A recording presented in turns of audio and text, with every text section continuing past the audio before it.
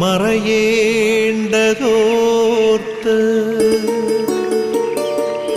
ചന്ദ്രനക്ഷത്രാദികൾ വിതുമ്പുമ്പോൾ മാറ്റമില്ലാതെങ്ങും വിരാജിക്കും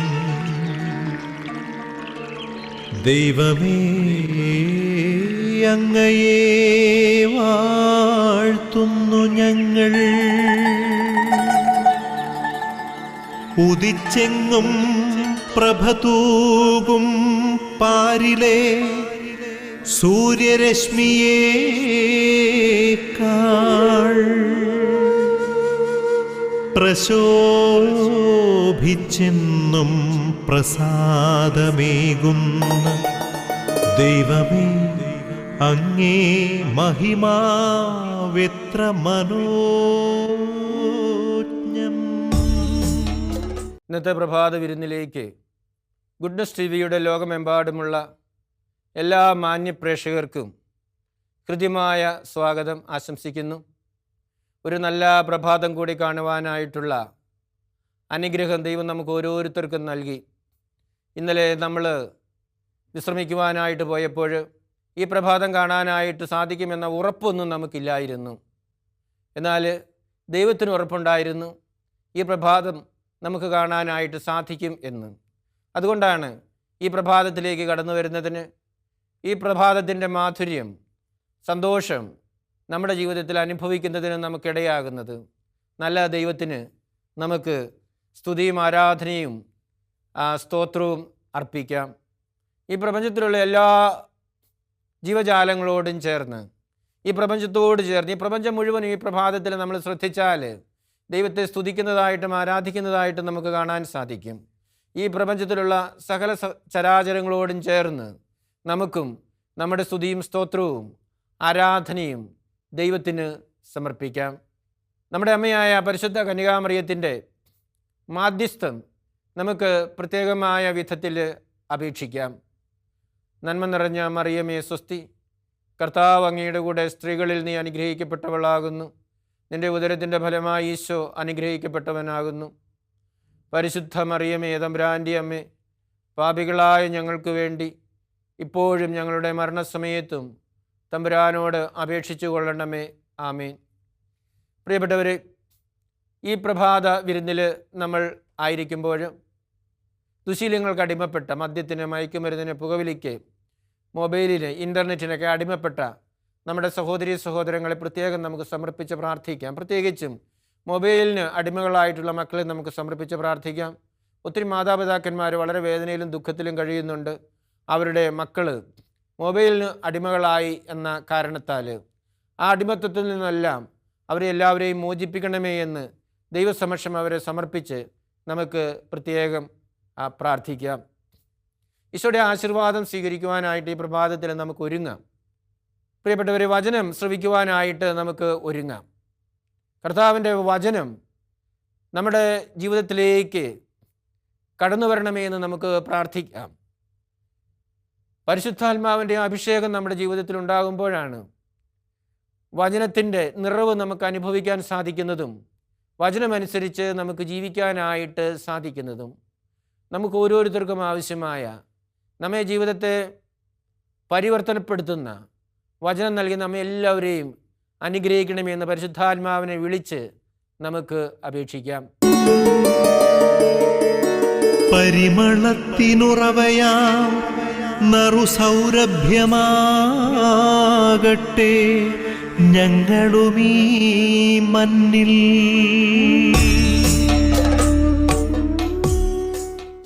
ഇന്ന് നമുക്ക് പ്രത്യേകമായിട്ടും മത്തായിയുടെ സുവിശേഷം 10-ാം അധ്യായം 40 മുതൽ 42 വരെയുള്ള വചനങ്ങൾ വായിച്ച് ധ്യാനിക്കാം. നിങ്ങളെ സ്വീകരിക്കുന്നവൻ എന്നെ സ്വീകരിക്കുന്നു, എന്നെ സ്വീകരിക്കുന്നവൻ എന്നെ അയച്ചവനെ സ്വീകരിക്കുന്നു. പ്രവാചകനെ പ്രവാചകനായി സ്വീകരിക്കുന്നവന് പ്രവാചകൻ്റെ പ്രതിഫലവും, നീതിമാനെ നീതിമാനായി സ്വീകരിക്കുന്നവന് നീതിമാൻ്റെ പ്രതിഫലവും ലഭിക്കുന്നു. ഈ ചെറിയവരിൽ ഒരുവന്, ശിഷ്യൻ എന്ന നിലയിൽ ഒരു പാത്രം വെള്ളമെങ്കിലും കൊടുക്കുന്നവന് പ്രതിഫലം ലഭിക്കാതിരിക്കുകയില്ലെന്ന് സത്യമായി ഞാൻ നിങ്ങളോട് പറയുന്നു. ഈ പ്രഭാതത്തിൽ ഈശോ പറയുന്ന ഒരു സത്യം ഇതാണ്: ഈ ചെറിയവരിൽ ഒരുവന്, ശിഷ്യൻ എന്ന നിലയിൽ ഒരു പാത്രം പച്ചവെള്ളമെങ്കിലും കൊടുക്കുന്നവന് പ്രതിഫലം ലഭിക്കാതിരിക്കുകയില്ല എന്ന്. പ്രതിഫലം എന്ന് പറയുന്നത് നമ്മളെല്ലാവരും ആഗ്രഹിക്കുന്ന ഒരു കാര്യമാണ്. നമ്മുടെ ജീവിതത്തിലെ ഒരു പ്രധാനപ്പെട്ട പരാതി എന്ന് പറയുന്നത് നമ്മൾ അർഹിക്കുന്ന, നമ്മൾ ആഗ്രഹിക്കുന്ന പ്രതിഫലം നമ്മുടെ ജീവിതത്തിൽ ലഭിക്കുന്നില്ല എന്നുള്ളതാണ്. മാതാപിതാക്കൾക്ക് മക്കളെക്കുറിച്ചുള്ള പരാതി, മാതാപിതാക്കളെ വേണ്ട വിധത്തിൽ ശ്രദ്ധിക്കുന്നില്ല, പരിഗണിക്കുന്നില്ല എന്നുള്ളതാണ്.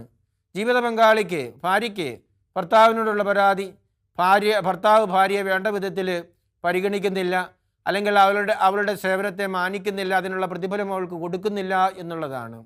മക്കൾക്ക് ഉള്ള പരാതി, മാതാപിതാക്കൾ അവരെ ശരിയായ വിധത്തിൽ മനസ്സിലാക്കുന്നില്ല, അവരെ അംഗീകരിക്കുന്നില്ല, അവരർഹിക്കുന്ന ആദരവും ബഹുമാനവും ഒന്നും കൊടുക്കുന്നില്ല എന്നുള്ളതാണ്. ഇങ്ങനെ പ്രതിഫലം ലഭിക്കുന്നില്ലാത്തതിൻ്റെ പരാതി നമ്മുടെ എല്ലാവരുടെയും ജീവിതത്തിൽ നമുക്ക് കാണാനായിട്ട് സാധിക്കും. ഈശോ ഇവിടെ പറയുന്ന ഒരു കാര്യം ഇതാണ്: ഒരു പാത്രം പച്ചവെള്ളമെങ്കിലും കൊടുക്കുന്നവന് പ്രതിഫലം ലഭിക്കാതിരിക്കുകയില്ല എന്നും. ഈ ലോകത്തിലേക്ക് വെച്ച് ഏറ്റവും വില കുറഞ്ഞ ഒരു സാധനം പച്ചവെള്ളമാണ്. നമുക്കറിയാം, ഒരു ഗ്ലാസ് വെള്ളം നമ്മളോട് ആരെങ്കിലും ദാഹിച്ചു വന്ന് ചോദിച്ചാൽ നമ്മളതിന് വിലയൊന്നും ചോദിക്കാറില്ല, എടുത്തു കൊടുക്കാറേ ഉള്ളൂ. ഇപ്പോഴാണ് കുപ്പിവെള്ളമൊക്കെ ഉണ്ടാകുകയും വെള്ളം കുപ്പിയിലാക്കി വിൽക്കുകയും ഒക്കെ ചെയ്യുന്ന സാഹചര്യമുണ്ടായത്. എന്നാലും ഒരു വീട്ടിൽ ചെന്ന് നമ്മൾ ഒരു പാത്രം വെള്ളം തരണം, ദാഹിക്കുന്നു എന്ന് പറഞ്ഞാൽ ആരും അതിന് വെള്ളം തന്നിട്ട് വില ചോദിക്കുന്ന ഒരു സാഹചര്യമില്ല. അപ്പോൾ ഈ ലോകത്തിൽ ഏറ്റവും വില കുറഞ്ഞ ഒരു വസ്തുവായിട്ട് നമ്മൾ കാണുന്നത് വെള്ളമാണ്. ഈശോ പറയുകയാണ്, അങ്ങനെയുള്ള വെള്ളം കൊടുത്താൽ പോലും അതിന് പ്രതിഫലം നൽകും എന്ന്. ആര് പ്രതിഫലം നൽകും? മനുഷ്യർ നൽകിയില്ല എങ്കിൽ ദൈവം നൽകും എന്നുള്ളതാണ് ഇവിടെ നമുക്ക് മനസ്സിലാക്കാനായിട്ട് സാധിക്കുന്നത്. നമ്മളെല്ലാവരും നമ്മുടെ ജീവിതത്തിലേക്ക് കടന്നു വരുമ്പോൾ നമ്മൾ ചെയ്തതിനൊക്കെ ശരിയായ വിധത്തിൽ പ്രതിഫലം കിട്ടാത്തതിൻ്റെ വിഷമവും ദുഃഖവുമൊക്കെ നമ്മുടെ ജീവിതത്തിൽ ഉണ്ട്. എനിക്കും ചില സമയത്തൊക്കെ അങ്ങനെ തോന്നിയിട്ടുണ്ട്. നമ്മളിങ്ങനെയൊക്കെ പ്രവർത്തിച്ചിട്ടും സഹായിച്ചിട്ടും സ്നേഹിച്ചിട്ടുമൊക്കെ വേണ്ട വിധത്തിൽ മറ്റുള്ളവർ നമ്മളോട് പ്രതിഫലം കാണിക്കുന്നില്ലല്ലോ, നമ്മളോട് പെരുമാറുന്നില്ലല്ലോ എന്നൊക്കെ. എൻ്റെ ജീവിതത്തിലുണ്ടായ ഒരു സംഭവം ഇപ്രകാരമാണ്. ഞാൻ ഈ ധ്യാന കേന്ദ്രത്തിൽ ശുശ്രൂഷ ചെയ്യാനായിട്ട് തുടങ്ങിയ അവസരത്തിൽ ഒരു പയ്യൻ എൻ്റെ അടുത്ത് അവനെ ഇവിടെ നിർത്തുമോ, ഒരു വോളണ്ടിയറായിട്ട് നിർത്തുമോ എന്ന് ചോദിച്ചു വന്നു. ആദ്യത്തെ എൻ്റെ പ്രതികരണം ഇല്ല എന്നുള്ളതായിരുന്നു. വീണ്ടും അവൻ ചോദിച്ചു. അവൻ പോകാതെയായപ്പോൾ ഞാൻ അവനോട് ചോദിച്ചു, നിനക്കെന്ത് ജോലി അറിയാം? അപ്പോൾ അവൻ പറഞ്ഞു, എനിക്ക് ഡ്രൈവിംഗ് അറിയാമെന്ന് പറഞ്ഞു. അങ്ങനെ ഞാൻ അവനെ ഒരു ഡ്രൈവറായിട്ട് ഇവിടെ നിർത്തി. ഏകദേശം 3 വർഷത്തോളം അവനിവിടെ നിന്നും അതിനുശേഷം അവൻ ഇവിടെ നിന്നും പോയി. ഇത് ഒരു 10-13 വർഷം മുമ്പ് നടന്ന ഒരു സംഭവമാണ്. അപ്പോൾ അവനിവിടെ ധ്യാനം കൂടാനായിട്ട് വന്ന ഒരു പെൺകുട്ടിയുമായിട്ട് ലോഹ്യത്തിലായി. അവർക്ക് കല്യാണം കഴിക്കണമെന്ന ആഗ്രഹമുണ്ടായി. ആ പെൺകുട്ടിയുടെ വീട്ടുകാർ പക്ഷേ എതിരായിരുന്നു. അവർ ഞങ്ങളെയൊക്കെ സമീപിച്ചു, അവനെ അതിൽ നിന്ന് പിന്മാറ്റണം എന്ന് പറഞ്ഞു. അവൻ ആ ബന്ധത്തിൽ നിന്നും മാറാൻ തയ്യാറായിരുന്നു എങ്കിലും ആ പെൺകുട്ടി അതിന് തയ്യാറായിരുന്നില്ല. അവസാനം അവരുടെ കല്യാണം കഴിഞ്ഞു. ആ പെൺകുട്ടിയും കുടുംബവും ലണ്ടനിൽ സെറ്റിൽഡ് ആയിരുന്നു. അവർ ലണ്ടനിൽ വിവാഹം കഴിച്ച് പോയി. അപ്പോൾ അവർ രണ്ടുപേരും അവിടെ ജോലിയായി. അവർക്ക് 2 കുട്ടികൾ ഉണ്ടായി. ഞാനിവിടെ നിന്നും സ്ഥലം മാറിപ്പോയി. ഞങ്ങൾ തമ്മിൽ കാര്യമായിട്ടുള്ള ആശയവിനിമയമോ അല്ലെങ്കിൽ ബന്ധങ്ങളോ ഒന്നുമില്ലായിരുന്നു. കഴിഞ്ഞ സെപ്റ്റംബർ മാസത്തിൽ ഞാൻ ലണ്ടൻ പോകാനായിട്ടിടയായി. ഞങ്ങളുടെ അവിടെ ഒരു സെൻറ്ററുണ്ട്. ആ സെൻറ്ററിലോട്ടാണ് ഞാൻ പോയത്. അപ്പോൾ ആ സെൻറ്ററിൻ്റെ വെബ്സൈറ്റിൽ ഞാൻ ചെല്ലുന്ന വിവരം അവർ പരസ്യപ്പെടുത്തിയിരുന്നു. അവനത് കാണാനായിട്ടിടയായി. അപ്പോൾ ഞാൻ അവിടെ ചെന്ന് കഴിഞ്ഞപ്പോൾ തന്നെ അവൻ എന്നെ വിളിച്ചു. ഞാൻ അവിടെ വന്നിട്ടുണ്ടോ, വന്നാൽ കാണാൻ പറ്റുമോ എന്ന്. ഞാൻ പറഞ്ഞു, വന്നാൽ കുഴപ്പമില്ല, കാണാൻ പറ്റുമെന്ന് പറഞ്ഞു. അപ്പോൾ അവൻ എന്നോട് ചോദിച്ചു, അവൻ്റെ വീട്ടിൽ ചെല്ലുമോ, ഞാൻ വന്ന് എന്നെ കൊണ്ടുപോയിക്കോളാം എന്നൊക്കെ അവൻ പറഞ്ഞു. അങ്ങനെ ഞാൻ സമ്മതിച്ചു. അവൻ എന്നെ വന്നു അവൻ്റെ വീട്ടിൽ കൊണ്ടുപോയി എനിക്ക് ഭക്ഷണമൊക്കെ തന്നു. ഭക്ഷണമൊക്കെ കഴിഞ്ഞപ്പോൾ അവൻ പറഞ്ഞു, അച്ഛൻ വിശ്രമിക്കുക എന്ന് പറഞ്ഞ് ഒരു മുറിയിൽ എന്നെ ആക്കിയിട്ട് അവൻ പുറത്തു പോകുന്നത് ഞാൻ കണ്ടു. അപ്പം ഞാൻ വിചാരിച്ചു ടിഫിനായിട്ടുള്ള എന്തെങ്കിലും വാങ്ങിക്കാനായിട്ട് വല്ല ഇവൻ പോകുന്നതായിരിക്കുമെന്ന് കരുതി. അവൻ തിരിച്ചു വന്നപ്പോൾ 2 കൂട് നിറച്ച് സാധനങ്ങളുമായിട്ടാണ് അവൻ വന്നത്. അപ്പോൾ അവൻ എന്നോട് പറഞ്ഞു, ഞാൻ ഇട്ടിരിക്കുന്ന ചെരുപ്പ് തണുപ്പത്ത് ഇടാനായിട്ട് പറ്റിയ ചെരുപ്പല്ല, അതുകൊണ്ട് ഒരു പുതിയ ചെരുപ്പ്, പിന്നെ കളിക്കുവാനുള്ള ഷൂസ്, ഇങ്ങനെ കുറേ സാധനങ്ങൾ അവൻ മേടിച്ച് എനിക്ക് കൊണ്ടു തന്നിരിക്കുകയാണ്. എന്നിട്ട് എനിക്ക് പോകേണ്ട സ്ഥലത്ത് അവിടെ നിന്ന് 1 മണിക്കൂർ കൂടി പോയാലേ ഉള്ളൂ എനിക്ക് അടുത്ത സ്ഥലത്ത് ചെല്ലാൻ പറ്റുകയുള്ളൂ. അപ്പോൾ അവിടുന്ന് ആളുകൾ വരാമെന്ന് പറഞ്ഞിരുന്നതാണ്. അവൻ പറഞ്ഞു, അവർ വരണ്ട, ഞാൻ തന്നെ കൊണ്ടാക്കാമെന്ന് പറഞ്ഞ് എന്നെ അവിടെ കൊണ്ടുവന്നാക്കി. അവിടെ കൊണ്ടുവന്നാക്കിയിട്ട് അവൻ പറഞ്ഞു, ഇനി അച്ഛന് എവിടെയെങ്കിലും പോകണമെന്നുണ്ടെങ്കിൽ എന്നെ വിളിച്ചാൽ മതി, ഞാൻ വന്ന് കൊണ്ടുപോയിക്കോളാം എന്ന് പറഞ്ഞു. അങ്ങനെ ഞാൻ പോയി. ഞാൻ പോരേണ്ട ദിവസമായി. അപ്പോൾ തലേ ദിവസമായപ്പോൾ അവൻ എന്നെ വീണ്ടും വിളിച്ചു, അച്ഛന് എയർപോർട്ടിൽ പോകണമല്ലോ, ഞാൻ കൊണ്ടാക്കാം, ഞാൻ വരാം എന്ന് പറഞ്ഞു. ഞാൻ പറഞ്ഞു, വേണ്ട, വേറെ ആളുകൾ എന്നെ കൊണ്ടുപോകാനായിട്ട് റെഡി ആയിട്ടുണ്ട്, അല്ലെങ്കിൽ ഇടപാടാക്കിയിട്ടുണ്ട്, ഞാൻ പൊക്കോളാം എന്ന് പറഞ്ഞു. അപ്പോഴാണ് എനിക്ക് ബോധ്യപ്പെട്ടത്, നമ്മുടെയൊക്കെ ജീവിതത്തിൽ നമ്മൾ ചെയ്യുന്ന ഏതൊരു ചെറിയ കാര്യം പോലും മറ്റുള്ളവരെ സ്പർശിക്കുകയും അതിൻ്റെ പ്രകരണങ്ങൾ നമ്മുടെ ജീവിതത്തിൽ ഭാവിയിലൊക്കെ നമുക്ക് ലഭിക്കുകയും ചെയ്യും എന്നുള്ളത്. ഉടനെ നമുക്ക് ലഭിച്ചില്ല, അല്ലെങ്കിൽ ലഭിക്കണം എന്നുള്ള ചിന്തയാണ് പലപ്പോഴും നമ്മെ നിരാശയിലേക്കും നഷ്ടബോധത്തിലേക്കുമൊക്കെ കൊണ്ടുപോകുന്നത്.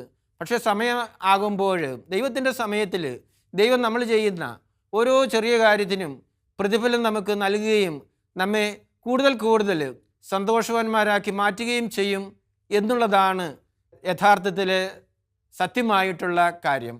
അതിനാൽ പ്രിയപ്പെട്ടവർ, നമ്മുടെ എല്ലാവരുടെയും ജീവിതത്തിലേക്ക് നമുക്ക് കടന്നു വരുമ്പോൾ നമുക്ക് മറ്റുള്ളവരെ സഹായിക്കാൻ കിട്ടുന്ന, അവർക്ക് നന്മ ചെയ്യാൻ ലഭിക്കുന്ന യാതൊരു അവസരവും നഷ്ടപ്പെടുത്താതിരിക്കാനായിട്ടുള്ളൊരു ശ്രദ്ധ ജീവിതത്തിൽ പുലർത്തിക്കൊണ്ട് നമുക്ക് പോകാം.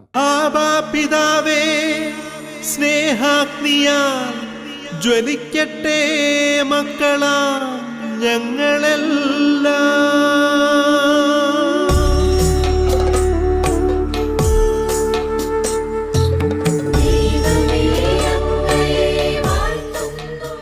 നമുക്ക് പ്രാർത്ഥിക്കാം.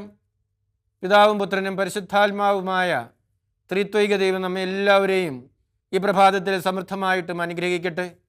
നമ്മുടെ അമ്മയായ പരിശുദ്ധ കന്യകാമറിയത്തിൻ്റെ മാധ്യസ്ഥം എപ്പോഴും നമ്മുടെ ജീവിതത്തിൽ കൂട്ടായിട്ടുണ്ടായിരിക്കട്ടെ.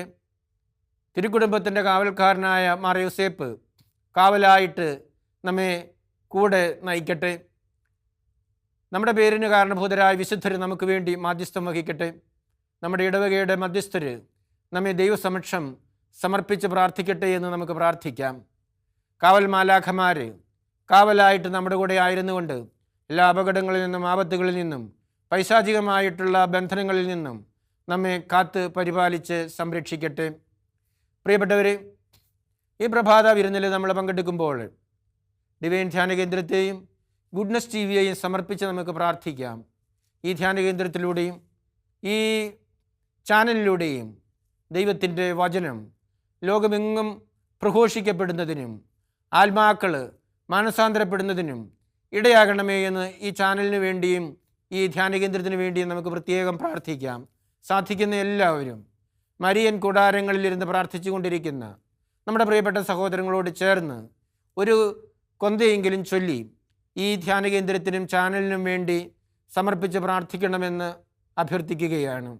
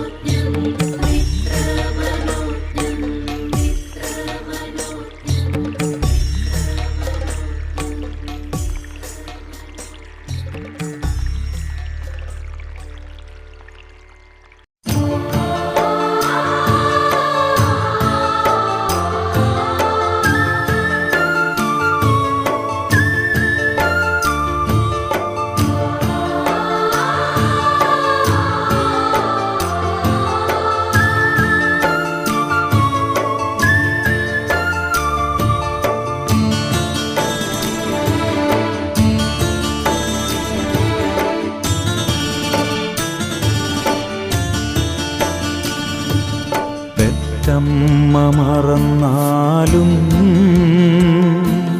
മറക്കാത്ത സ്നേഹമേ, ക്രൂശിതനായവനേ, നീ എന്നാശ്രയം.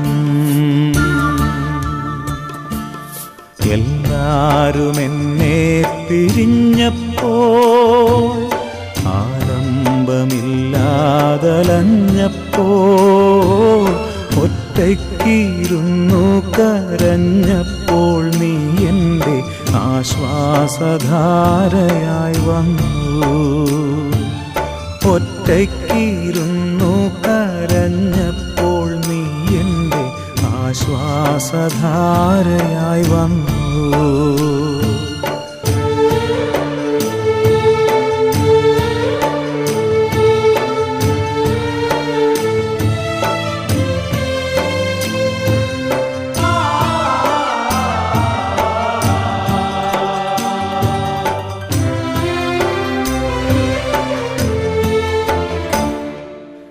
എൻ പ്രിയരെല്ലാം എന്നെ വെറുത്തു, ആഴമേറും മുറിവുകൾ എന്നിൽ നൽകി. ഞാൻ ചെയ്യാത്ത കുറ്റം ചുമത്തി എൻ മനസ്സിൽ ഒരുപാടു വേദനയേകി. നൊമ്പരത്താൽ എൻ്റെ ഉള്ളം പുകഞ്ഞു, നീറും നിരാശയിൽ തേങ്ങി. അപ്പോൾ നീ എൻ്റെ കാതിൽ പറഞ്ഞു, നിന്നെ ഞാൻ കൈവെടിയില്ല. പെറ്റമ്മ മറന്നാലും മറക്കാത്ത സ്നേഹമേ, ക്രൂശിതനായവനേ, നീ എന്നാശ്രയം.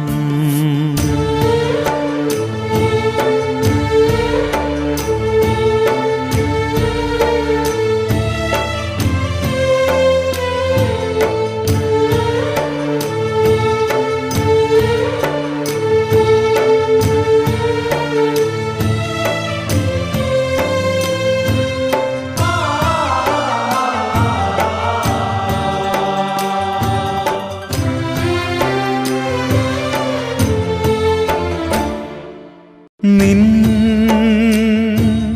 വചനങ്ങളെത്രയോ സത്യം, ഈ ലോകത്തിൻ മായാവിലാസങ്ങൾ വ്യർത്ഥം. ഞാൻ നിന്നോടു ചേരട്ടെ നാഥ,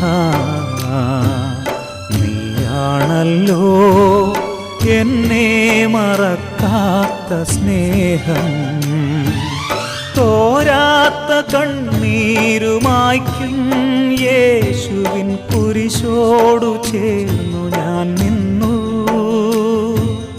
അപ്പോൾ അവൻ എന്നെ വാരിപ്പുണർന്നു, വാത്സല്യ ചുംബനമേകി.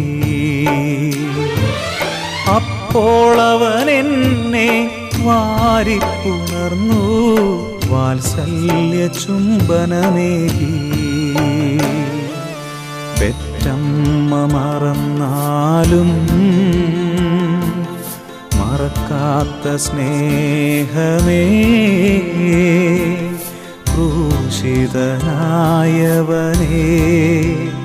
നീ എന്നാശ്രയം. നമുക്ക് കർത്താവിൻ്റെ ആശീർവാദം സ്വീകരിക്കുവാനായിട്ട് നമ്മെ തന്നെ ഒരുക്കാം. ശിരസ്സ് നമിച്ച് ഈശോയുടെ ആശീർവാദം നമുക്കിപ്പോൾ സ്വീകരിക്കാം. നമ്മുടെ കർത്താവ് ഈശോ മിശിഹായുടെ കൃപയും പിതാവായ ദൈവത്തിൻ്റെ സ്നേഹവും പരിശുദ്ധാത്മാവിൻ്റെ സഹവാസവും നമ്മെല്ലാവരോടും കൂടെ ഉണ്ടായിരിക്കട്ടെ, ഇപ്പോഴും എപ്പോഴും എന്നേക്കും. പ്രിയപ്പെട്ടവരെ, ഈ പ്രഭാതത്തിൽ ഈ വിരുന്നിൽ പങ്കുചേർന്ന നിങ്ങൾക്കെല്ലാവർക്കും ദൈവനാമത്തിൽ ഞാൻ നന്ദി പറയുകയാണ്. ഈ പ്രഭാതത്തിൽ ദൈവം നിങ്ങളെല്ലാവരെയും സമൃദ്ധമായിട്ടും അനുഗ്രഹിക്കട്ടെ എന്ന് പ്രാർത്ഥിക്കുന്നു. ഒരു നല്ല പ്രഭാതവും നല്ല ദിവസവും ആശംസിച്ചുകൊണ്ട് നിർത്തട്ടെ. നന്ദി.